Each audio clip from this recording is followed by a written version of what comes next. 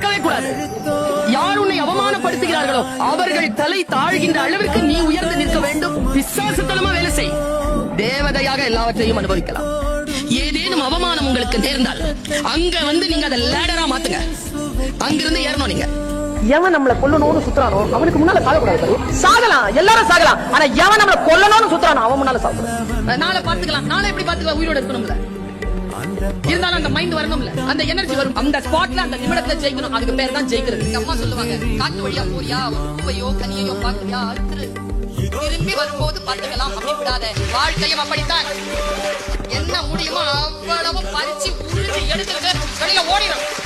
Knowledge அப்படி வாங்கிட்டு போய்கிட்டு எத்தனை பேர் தோல்வி அடைந்திருக்கிறீர்கள்? நாளை என்று தள்ளி போட்டுட்டு ஜெயிக்கிறவங்களுக்கு உங்களுக்கும் இருக்கக்கூடிய ஒரே வித்தியாசம், காலத்தால் அவன் பயிர் செய்தான், நீ காலத்தை கைவிட்டு விட்டு பிறகு பார்த்துக் கொள்ளலாம் என்று இருந்தாய். மகிழ்ந்திருக்கு. வாழ்க்கையின் உயிரோடு இருக்கக்கூடிய வினாடிகளே மகிழ்வதற்காக